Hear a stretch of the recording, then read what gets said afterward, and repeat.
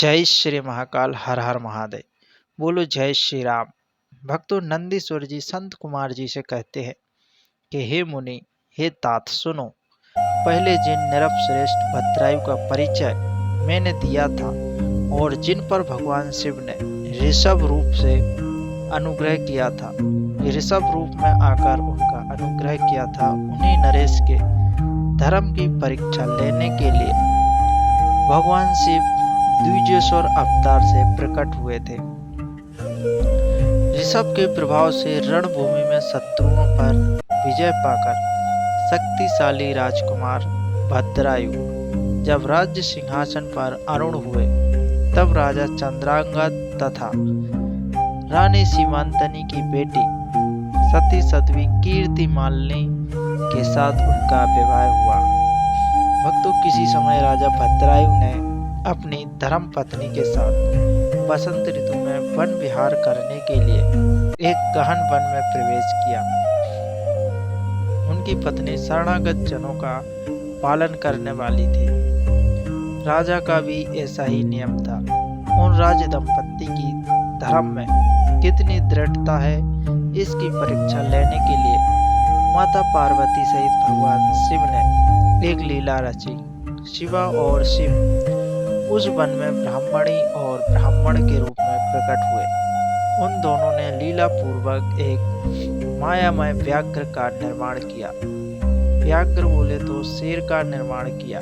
वे दोनों भय से विहल हो व्याघ्र से थोड़े ही दूर आगे रोते चिल्लाते भागने लगे और व्याघ्र उनका पीछा करने लगा। राजा ने उन्हें इस अवस्था में देखा और ब्राह्मण दंपत्ति भी भय से बेहाल हो महाराज की शरण में गए और इस प्रकार बोले। ब्राह्मण दंपत्ति ने कहा, हे महाराज, हमारी रक्षा कीजिए, रक्षा कीजिए। वह व्याघ्र हम दोनों को खा जाने के लिए आ रहा है। समस्त प्राणियों को काल के समान भय देने वाला यह हिंसक प्राणी हमें अपना आहार बनाए। इसके पूर्व ही आप हम दोनों को बचा लीजिए। भक्तों, उन दोनों का यह करुण क्रंदन सुनकर महावीर राजा ने ज्यों ही धनुष उठाया, त्यों ही वह व्याघ्र उनके निकट आ पहुंचा। उसने ब्राह्मणी को पकड़ लिया। वह बेचारी हा नाथ, हा नाथ, हा नाथ, हा नाथ, हे प्राणनाथ, हे प्राण वल्लभ, हा शंभु, हा जगत गुरु इत्यादि कहकर रोने लगी और विलाप करने लगी। भक्तों, व्याघ्र बड़ा ही भयानक था। उसने ज्यों ही ब्राह्मणी को अपना ग्रास बनाने की चेष्टा की, खाने की चेष्टा की, त्यों ही भद्रायु ने तीखे बाणों से उसके मर्म में आघात किया, परंतु उन बाणों से उस महाबली व्याघ्र को तनक भी व्यथा नहीं हुई, मतलब उसको तनक भी चोट नहीं आई। वह ब्राह्मणी को बलपूर्वक घसीटता हुआ तत्काल कहीं दूर निकल गया। अपनी पत्नी को व्याघ्र के पंजे में फंसी देख ब्राह्मण को बड़ा दुख हुआ और वह राजा और वह बारंबार रोने लगा।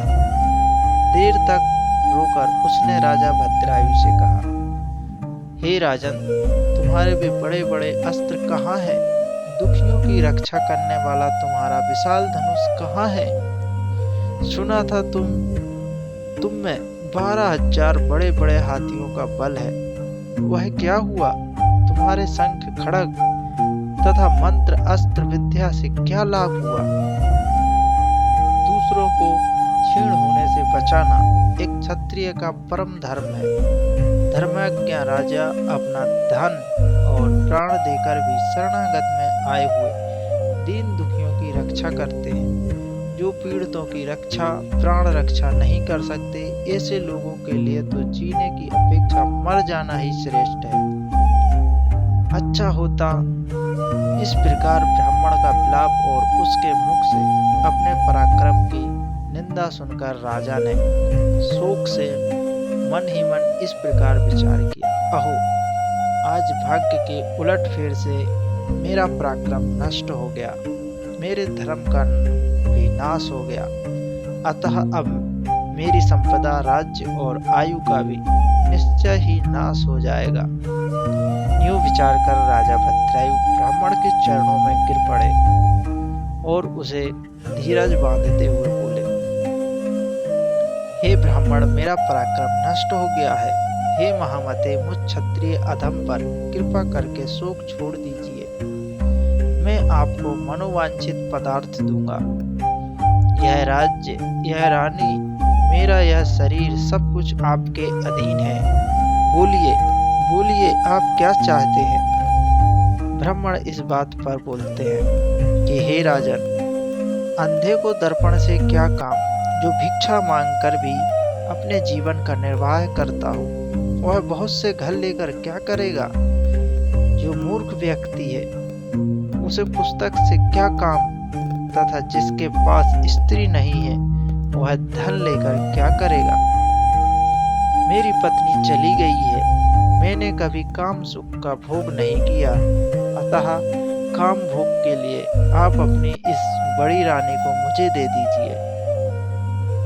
राजा ने कहा कि हे ब्राह्मण, क्या यही तुम्हारा धर्म है? क्या तुम्हें गुरुजी ने यही शिक्षा दी है, यही उपदेश दिया है? क्या तुम नहीं जानते कि पराई स्त्री का स्पर्श मात्र स्वर्ग एवं सुयश की हानि कराने वाला होता है? फिर पर स्त्री के साथ संभोग और उपभोग से तो महापाप कमाया जाता है। उसे सैकड़ों प्रायश्चित के द्वारा भी धोया नहीं जा सकता। ब्राह्मण बोलते हैं कि हे राजन, मैं अपनी तपस्या से भयंकर ब्रह्म हत्या और मदिरापान जैसे पाप का विनाश कर डालूंगा। फिर पर स्त्री समागम किस गिनती में आता है? अतः आप अपनी इस भार्या को, यानी अपनी पत्नी को मुझे अवश्य दे दीजिए, अन्यथा आप निश्चय ही नरक में जाएंगे। ब्राह्मण की इस बात पर राजा ने मन ही मन विचार किया कि ब्राह्मण के प्राणों की रक्षा न करने से महापाप होगा, अतः इससे बचने के लिए पत्नी को दे डालना ही श्रेष्ठ है। भक्तों, इस श्रेष्ठ ब्राह्मण को अपनी देकर मैं पाप से मुक्त हो शीघ्र ही अग्नि में प्रवेश कर जाऊंगा। मन ही मन ऐसा निश्चय करके राजा ने आग जलाई और ब्राह्मण को बुलाकर उसे अपनी पत्नी दे दी। इसके पश्चात स्नान करके पवित्र हो देवताओं को प्रणाम करके उन्होंने अग्नि की 2 बार परिक्रमा की और एकाग्रचित होकर भगवान शिव का ध्यान किया। भक्तों, इस प्रकार राजा को अग्नि में गिरते तैयार देखकर जगत के पति भगवान विश्वनाथ प्रकट हो जाते हैं और साक्षात प्रकट हो जाते हैं और उनके 5 मुख थे। मस्तक पर चंद्रकला आभूषण का काम दे रही थी। कुछ कुछ पीले रंग की लटाएं लटक रही थीं। वह कोटि कोटि सूर्यों के समान तेजस्वी थे। हाथों में त्रिशूल, खड़वांग, कुठार, दल, मृग, अभय, वरद और पिनाक धारण किए हुए बैल की पीठ पर बैठे हुए थे। भक्तों, उन्हीं के बगल में मां पार्वती भी विराजमान थी। भगवान नीलकंठ को राजा ने अपने सामने प्रत्यक्ष देखा। उनके दर्शन जनित आनंद से युक्त हो राजा भद्रायु ने हाथ जोड़कर भगवान शिव का स्तवन किया, स्तुति की।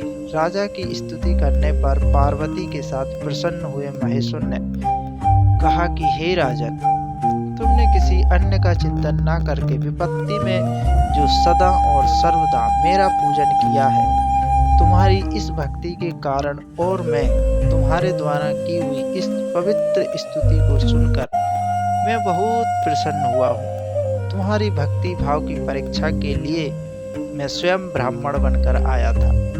जिसे व्याघ्र ने खा लिया था वह ब्राह्मणी और कोई नहीं, ये गिरिराज राजनंदिनी उमा देवी ही थी।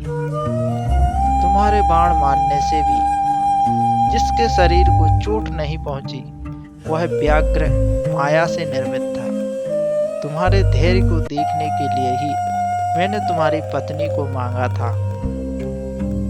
इस कीर्ति मालने की और तुम्हारी भक्ति से मैं बहुत संतुष्ट हूँ। तुम कोई दुर्लभ वर मांगो, मैं उसे अवश्य दूंगा।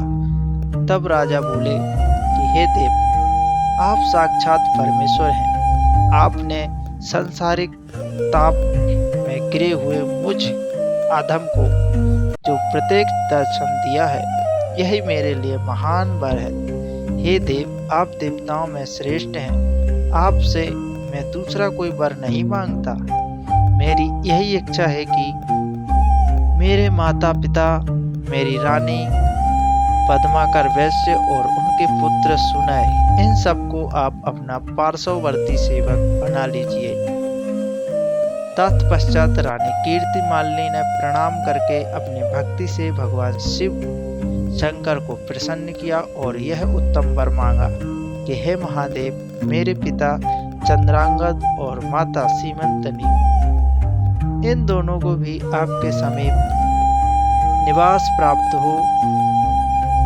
हे भक्त वत्सल्य भगवान, गौरीपति ने प्रसन्न होकर एवं मस्तु कहा और उन दोनों पति पत्नी को इच्छा अनुसार वर देकर वे वही क्षण भर में अंतर्ध्यान हो गए।